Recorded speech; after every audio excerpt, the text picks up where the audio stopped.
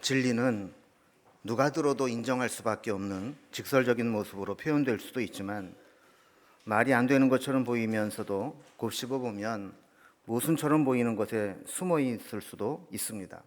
반대로 겉으로 보기에는 명백히 모순되고 부조리한 듯 하지만 자세히 살펴보면 근거가 확실하거나 진리인 경우도 있습니다. 이런 것들을 우리는 패러독스 혹은 역설이라고 표현합니다. 예를 들면 소리 없는 아우성. 원래 이 보이는 현상은 침묵인데 그것이 아우성보다 더 큰 메시지를 전달할 수 있다는 것이죠. 또 텅 빈 충만함. 텅 비었다라고 하는 것은 아무것도 없는 것처럼 보이지만, 그러나 더 많이 더 높은 것을 얻으려고 하는 사람들의 상식에서 자기를 비우고 내려놓는 것 속에는 남들이 모르는 더 충만한 것이 있을 수 있다라는 겁니다. 살려고 하는 자는 죽을 것이고 죽으려 하는 자는 살 것이다. 전쟁에서 자기 목숨 하나 살 궁리하면서 피해 다니면 어디서 어떻게 죽을지 모르지만 죽기를 각오하고 싸우면 오히려 목숨도 보존하고 전쟁에서도 이기게 된다는 것이죠. 축구에서도 공격은 최고의 수비다라는 역설이 있습니다. 내가 이기고 있다고 그 점수를 지키기 위해서 시간만 보내려고 하면 실수해서 점수를 잃을 수 있지만, 정상적인 공격으로 열심히 밀고 나가면 시간도 흘러가고 경기도 지킬 수 있다는 것입니다. 또 이런 이 역설적인 것 중에 세상에서 제일 이해 안 되는 것 중에 하나가 사랑하니까 헤어지자, 이런 말입니다. 여러분, 사랑하면 서로 알콩달콩 오랫동안 행복하게 살아야 될 것 같은데, 사랑하니까 헤어지자, 이걸 어떻게 해석해야 되는 겁니까? 물론 굳이 이유를 대라고 한다면 말할 수는 있겠죠. 마음이 변해서 더 이상 사랑하지 않으니까 거짓으로 살다가 배신하는 것보다 조금이라도 빨리 솔직하게 얘기하고 헤어지는 것이 최소한의 예의고 사랑하는 것이라, 이렇게 말할 수 있을 겁니다. 아니면 사랑이 이루어지기까지 너무나 힘든 장애물들이 놓여 있어서 이미 지쳐 있고 그 상황을 더 이상 버틸 수 없고 끝까지 이겨낼 자신이 없을 때 지금이라도 포기하는 것이 사랑이라고 생각할 수 있을 겁니다. 그러나 어쨌든 우리의 일반적인 상식을 벗어난 역설들이 많이 있습니다. 예수님도 이런 역설적 표현을 자주 사용하셨습니다. 무릇 자기를 높이는 자는 낮아지고 자기를 낮추는 자는 높아지리라. 또 나중된 자로서 먼저 되고 먼저 된 자로서 나중되는 일이 있을 것이다.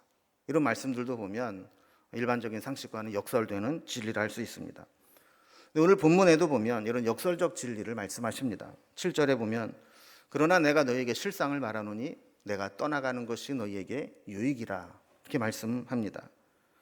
자, 실상을 말하겠다, 보이는 것과 달리 실제 사실을 말해주겠다 그러면서 예수님이 제자들을 떠나가시는 것이 제자들에게 유익하다라는 겁니다. 근데 사실 지금 이 제자들에 대한 예수님의 평가는 매우 냉정합니다. 5절에 보면 지금 예수님을 보내셨던 아버지께로 가야 되는데 이미 예수님의 고난과 죽음과 승천을 예고해도 제자들은 예수님이 어디로 가는지 관심도 없고 묻는 자도 없었다는 겁니다. 게다가 이 역설을 이해하지 못하니까 6절 말씀과 같이 이 말씀을 해도 도리어 그들 마음에는 근심이 가득했다라는 겁니다.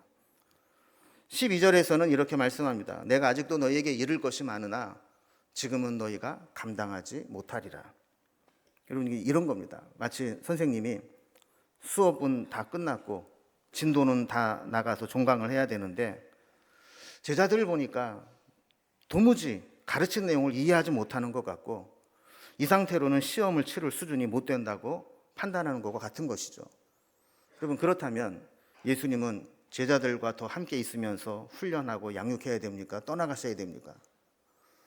우리가 볼 때는 더 있으면서 말씀으로 양육해야 될 것 같은데 예수님은 떠나가시는 것이 제자들에게 더 유익하다라고 말씀하고 있는 겁니다.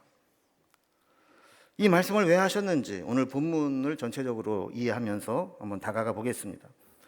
오늘 본문은 예수님이 십자가를 지시기 전에 다락방에서 최후의 유월절 만찬을 하신 후에 긴 설교를 하신 내용입니다. 이것을 우리는 다락방 강화 혹은 고별 설교라고 부르는 요한복음 13장부터 17장까지의 말씀의 일부분입니다. 특히 오늘 본문 4절에 보면 너희로 그때를 당하면 내가 너에게 말한 이것을 기억나게 하려 함이요, 이렇게 말씀을 합니다. 자, 제자들이 잠시 후면 이러이러한 때를 당하게 될 것이다 라고 예고를 하시는 거예요. 그 때가 언제냐, 어떤 때냐? 2절 말씀과 같이 제자들이 출교를 당할 뿐만 아니라 죽임을 당하는 일도 일어날 수 있다라는 겁니다. 예수님의 제자들이 유대 공동체에서 출교를 당한다라고 하는 것은 보통 심각한 문제가 아닙니다. 요즘은 이 교회에서 출교를 당하면 옆에 있는 많은 교회 중에 다른 교회로 가면 됩니다. 다른 교회에서는 묻지도 따지지도 않고 환영해 줍니다. 같은 교단이 좀 불편하면 교단까지 바꾸면 거의 완벽하게 신분 세탁도 가능합니다. 그러나 종교와 생활이 하나로 연결되어 있었던 당시 유대 상황에서 출교를 당한다라고 하는 것은 그 사회에서 완전히 매장당하는 것을 의미합니다. 회당 예배에도 참석할 수 없고 유대 공동체의 종교 행사도 참여할 수 없습니다. 완전히 이방인 취급을 당하게 되는 겁니다. 경제 활동도 할 수 없습니다. 심한 경우에는 출교에서 끝나지 않고 순교까지 당할 수 있다고 말씀합니다. 주님은 제자들에게 곧 이런 상황이 닥칠 것인데 그럼에도 불구하고 예수님이 제자들을 떠나가시는 것이 제자들에게 유익이라고 말씀하는 겁니다. 여러분, 이걸 어떻게 받아들여야 되겠습니까? 제자들의 입장에서 보면 이거 말이 안 되는 말이고 이해하기 힘든 말씀입니다. 그러나 주님께서 그 이유를 설명해 주십니다. 7절 후반부에 보면 내가 떠나가지 아니하면 보혜사가 너희에게로 오시지 아니할 것이요 가면 내가 그를 너희에게로 보내리니 라고 말씀합니다. 자, 예수님이 떠나가시는 것이 더 유익하다라는 말이 성립이 되려면 예수님이 계신 것보다 떠나셨을 때 더 좋은 상황이 되어야 하고 예수님의 공백을 완전히 채워줄 뿐만 아니라 더 유리한 상황이 만들어져야 됩니다. 그렇다면 예수님이 떠나가시는 것이 더 유익하게 될 수 있다라고 하는 반전의 이유는 뭘까요? 그것은 예수님이 떠나가셔야만 보혜사가 오시기 때문이다라고 말씀하는 겁니다. 보혜사 성령님이 오시면 어떤 일들이 일어나기에 예수님께서 차라리 떠나가시는 게 낫다고 말씀을 할까요? 보혜사는 성령의 별명이면서 또한 예수님의 별명이기도 합니다. 보혜사는 파라클레토스라는 헬라어를 번역한 말인데 옆에 곁으로라는 파라와 부르다라는 칼레인의 합성어입니다. 의미를 연결해 보면 옆으로 불렀다, 불러서 옆에 있게 한다, 이런 의미를 가지고 있습니다. 이 파라클레토스라는 말은 성경에만 쓰였던 단어는 아니고 그 당시에 어떤 의미로 쓰였냐 하면 법정에서 피고 옆에 있으면서 그의 조력자나 대언자 역할을 하는 변호인 또 변호자로 부름받은 자를 의미하는 단어로 사용되었던 단어입니다. 요한일서 2장 1절에 보면 만일 누가 죄를 범하여도 아버지 앞에서 우리에게 대언자가 있으니 곧 의로우신 예수 그리스도시라 라는 말씀이 있습니다. 이게 우리가 죄를 지었을 때 하나님이 심판을 받게 될 텐데 그때 우리의 대언자가 예수님이라는 거예요. 근데 이 대언자라는 말이 헬라어로 파라클레톤이라는 단어를 사용하고 있습니다. 그래서 한글 성경을 가지신 분은 그 밑에 각주를 보면 또는 보혜사라고 설명을 달아놓은 것을 보게 되죠. 예수님께서 요한복음 14장 16절에서도 내가 아버지께 구하겠으니 그가 또 다른 보혜사를 너희에게 주사 영원토록 너희와 함께 있게 하리니 이렇게 말씀을 합니다. 자, 그러니까 우리에게는 예수님도 보혜사이시고 예수님이 가시고 보내시는 성령님도 또 다른 보혜사시라는 겁니다. 제자들에게 성령이 오신다라고 하는 것은 앞으로 제자들이 닥칠 엄혹한 현실 속에서 변호인 없이 검사의 신문과 재판을 받던 피고가 이제 법률 전문가인 탁월한 변호사의 도움을 받아 자기를 변호할 수 있는 상황이 되었다는 것을 의미하는 겁니다. 그야말로 천군만마를 얻는 것보다 큰 힘이 되는 것이고 막막한 상황에서 살 길을 찾게 되는 겁니다. 성경에 보면 하나님의 영에 대한 표현을 헬라어로 크게 두 가지 단어를 쓰고 있는데, 하나는 푸뉴마라는 단어를 쓸 때가 있습니다. 이 푸뉴마라는 것은 영, 바람, 호흡 이런 의미를 가지고 있죠. 특히 이 푸뉴마라는 단어를 쓸 때에는 성령님의 어떤 신적인 능력을 나타내는 의미로 중성명사를 사용합니다.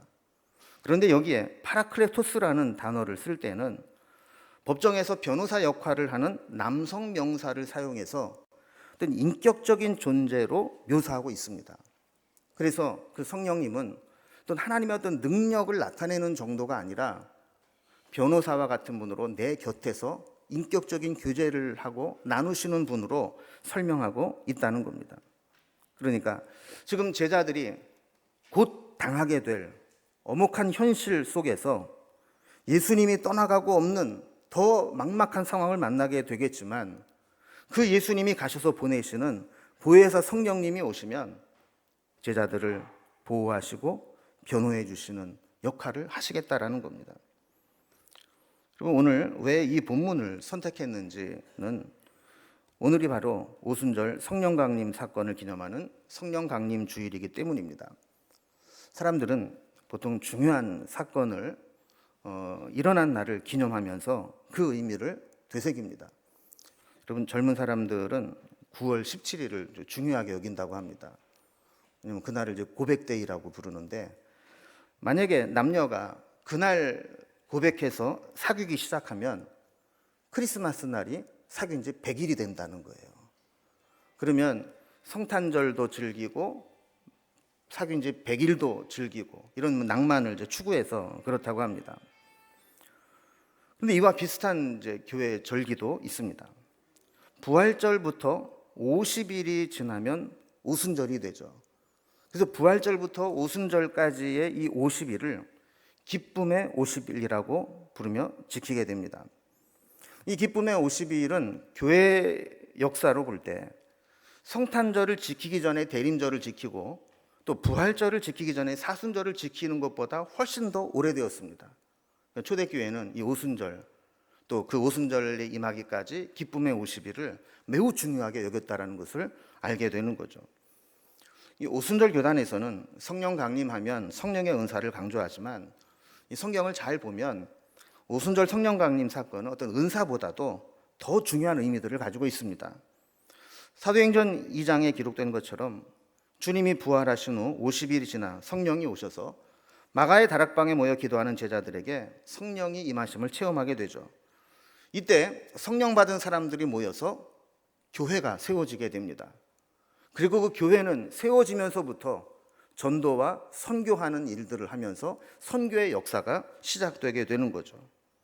그래서 이 기쁨의 50일은 이 부활절 주일과 성령 강림절을 연결하는 교회에서 매우 중요한 절기로 지켜왔던 거죠.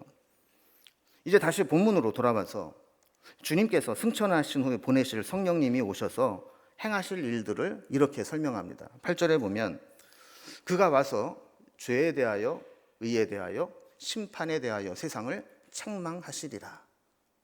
자, 그러면 성령님이 오셔서 죄와 의와 심판에 대해 세상을 책망하시는 것과 제자들에게 어떤 유익이 있는 것과 어떤 연관성이 있을까요? 또 여기 책망하신다라는 말씀을 보면 우리가 평소에 알고 있는 성령님의 성격과는 맞지 않는 것처럼 보이게 됩니다. 흥미로운 것은 이 보혜사 성령님은 믿는 자들이나 제자들에게는 위로자나 권면자, 보호자, 조력자와 같은 역할을 하시는 분으로 나타납니다. 요한복음 14장 16절에서는 보혜사 성령님이 오셔서 영원토록 우리와 함께 하신다 말씀하고 있고, 14장 26절에서는 그가 우리에게 필요한 모든 것을 가르치시고 예수님께서 말씀하신 것들을 다 생각나게 해주실 것이다 라고 말씀합니다. 16장 13절에서도 진리의 성령이 오시면 우리를 진리 가운데로 인도하고 우리에게 말씀하시고 장래의 일을 다 알려주실 것이라고 말씀합니다. 이렇게 성령님은 오셔서 우리와 함께 하시고 우리를 돕는 위로자요, 변호자요, 조력자로 역할을 하신다고 보통은 이야기하고 있는데, 오늘 본문은 흥미롭게도 이 성령님이 책망하시는 분으로 표현되고 있다는 거예요. 하나님에 대해서 대적하고 거스르는 세상에 대해서는 저들의 잘못을 고발하고 평가하는 검사의 역할도 하시는 분이라고 소개하고 있는 겁니다. 8절에 보면 그가 와서 죄에 대하여, 의에 대하여, 심판에 대하여 세상을 책망하시리라 그랬죠. 이 책망은 믿는 자들을 향한 책망이 아니고 하나님을 대적하는 세상을 향한 책망이라는 겁니다. 지금 제자들은 두려운 세상을 맞이해야 됩니다. 유대 공동체로부터 출교를 당할 수도 있고 죽임을 당할 수도 있습니다. 지금 예수님께서 말씀하시는 이 상황을 정리해 보면 이런 겁니다. 얘들아, 잘 들어라. 지금 앞으로 너희들에게는 출교를 당하고 죽임을 당할 수도 있는 상황이 일어날 거야.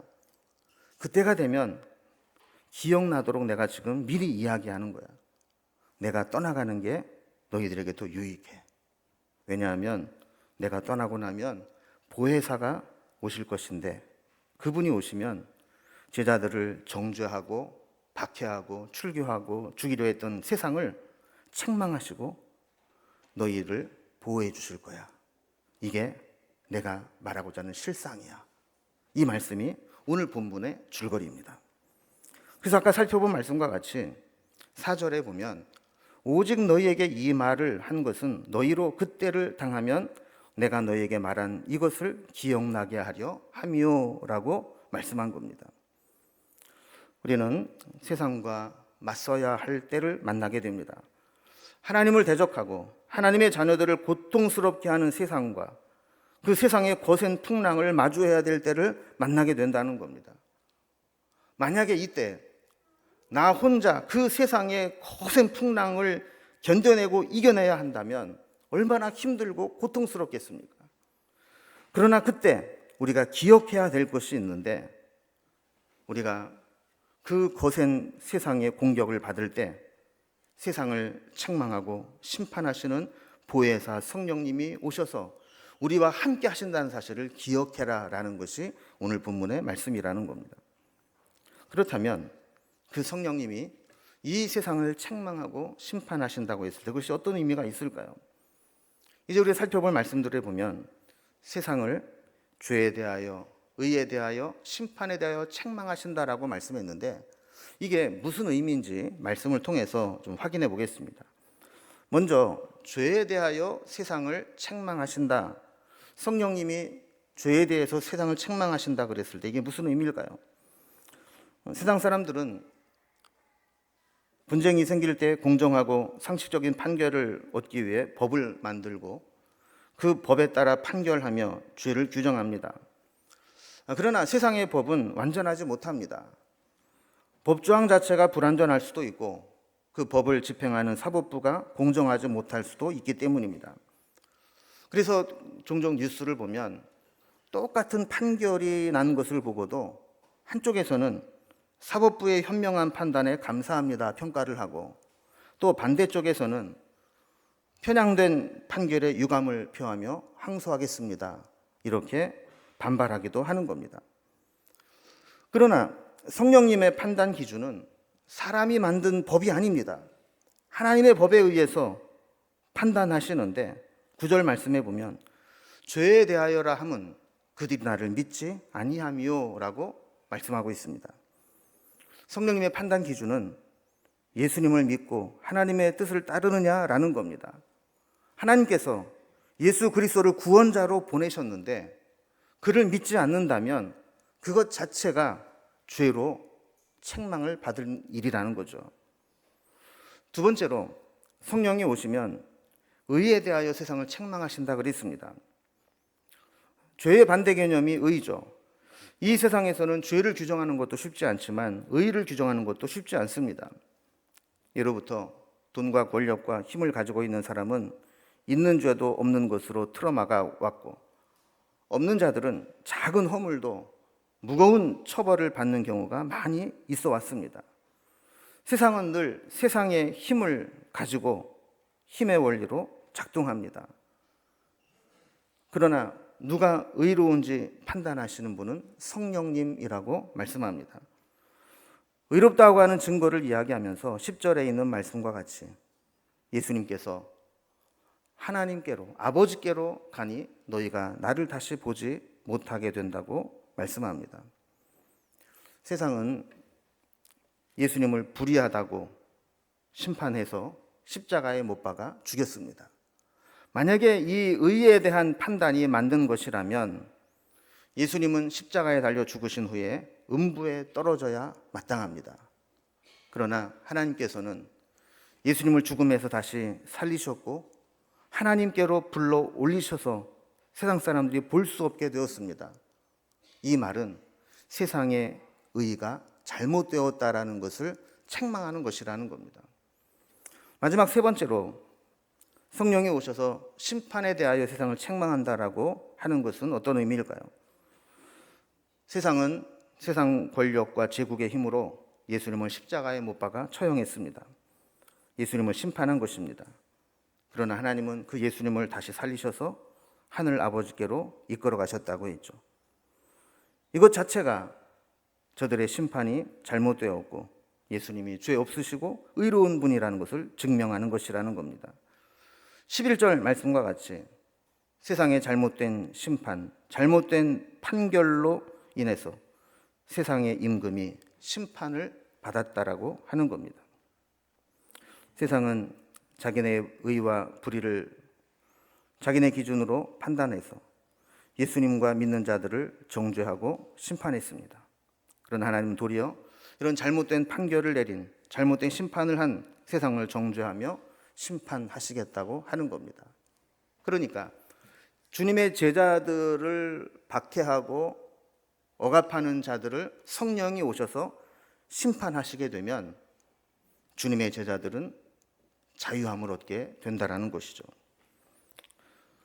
이렇게 철저하게 세상을 심판하고 주님의 제자들을 변호하시는 역할을 하시는 분이 성령님이시고 예수님이 가시면 그 성령님이 오셔서 그 역할을 하실 것이기 때문에 예수님이 떠나가시는 것이 오히려 유익하다고 말씀하는 겁니다.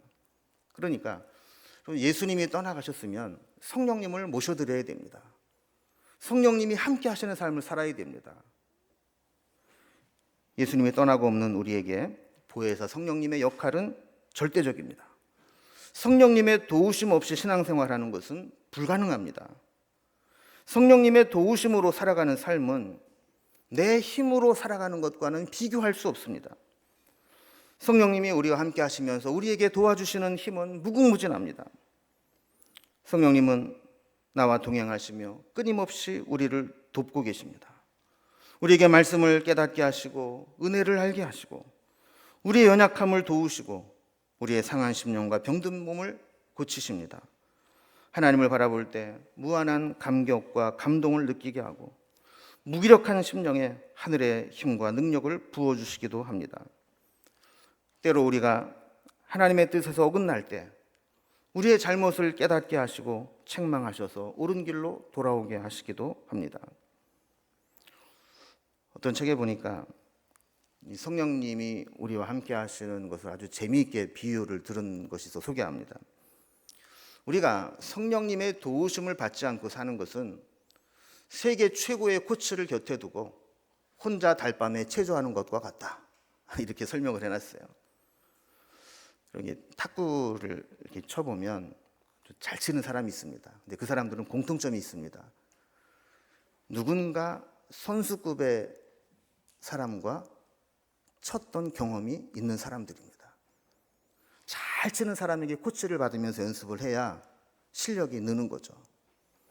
그리고 운동이라고 하는 것은 어떤 사람을 코치로 삼냐에 따라서 그의 실력이 엄청나게 차이가 날 수 있습니다. 성령님은 운동선수로 친다면 세계 최고의 코치와 같은 분입니다.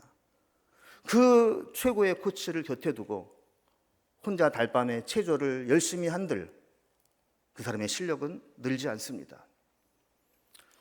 예수님께서 아버지께로 가시면서 우리에게 보내주신 보혜사 성령님은 우리의 삶의 가치를 완전히 다르게 만들어줄 최고의 보혜사 성령님이십니다. 그 성령님을 곁에 두고 성령님과 상관없이 나 혼자 달밤에 체조하지 말고 성령님의 인도하심과 도우심으로 우리의 문제를 해결해 나가고 우리의 연약함을 고쳐나가고 하나님이 주신 은혜로 살아가는 우리의 공동체가 될 수 있기를 주님의 이름으로 기원합니다. 오늘 성령 강림 주일을 맞아 여러분에게 성령님은 어떤 분이십니까? 성령님이 여러분들에게 어떤 은혜와 어떤 변화를 주고 계십니까? 우리가 어떤 상황에 있다 할지라도 내 곁에 계셔서 보혜사로 함께 하시는 성령님을 잊지 않고 성령님의 은혜로 살아갈 수 있기를 주님의 이름으로 기원합니다.